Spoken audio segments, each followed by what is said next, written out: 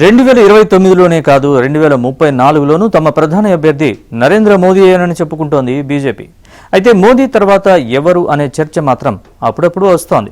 గతంలో 75 ఏళ్ల తర్వాత క్రియాశీల రాజకీయాల నుంచి వైదొలిగితే బెటర్ అన్న సూచన ఇచ్చి తర్వాత సవరించుకున్నారు మోహన్ భగవత్.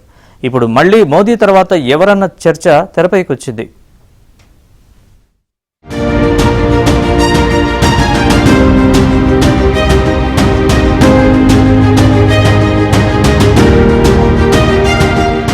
ప్రధాని నరేంద్ర మోదీకి 75 ఏళ్లు దాటాయి. అందుకే హూ ఇస్ నెక్స్ట్ అనే ప్రశ్న వస్తోంది. మోదీ తర్వాత ఇంకెవరు, అమిత్ షానే కదా అనేవారు లేకపోలేదు. చూడ్డానికి అమిత్ షాకు మోదీ అంత వయసుంటుందని అనుకుంటాం, కానీ ఆయనకు స్వీట్ 16. 53 ఏళ్ల యోగి ఆదిత్యనాథ్ పేరు చెప్పేవారు ఉన్నారు.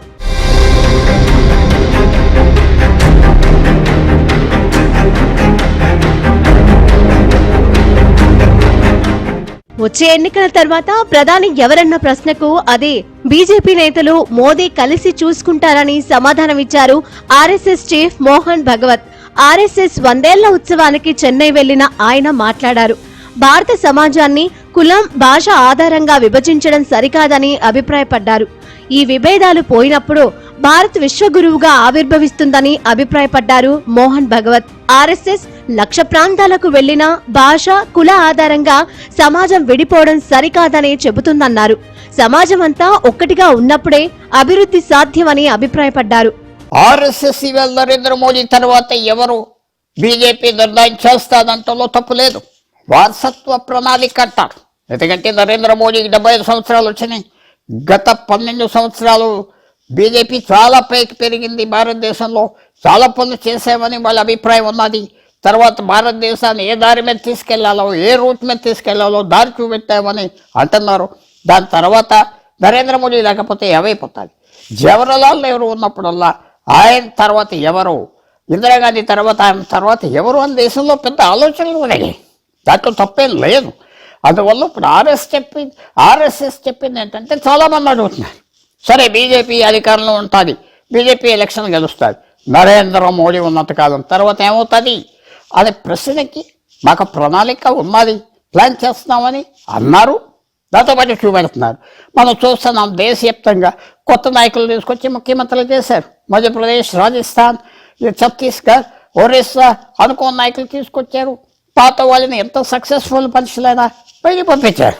కొత్త వాళ్ళని తయారు చేస్తున్నారు, కొత్త నాయకత్వం కోసం ఎదుగుతున్నారు. సో అందువల్ల ఇదంతా part of a plan. RSS అంటే సేవ అని, ఇందులో రిటైర్మెంట్ కు ఒక వయసు అంటూ లేదన్నారు మోహన్ భగవత్. గతంలో మాత్రం 75 దాటాక రాజకీయాల్లోనైనా వేరే సంస్థల్లోనైనా రిటైర్మెంట్ తీసుకోవాలని అభిప్రాయపడ్డారు.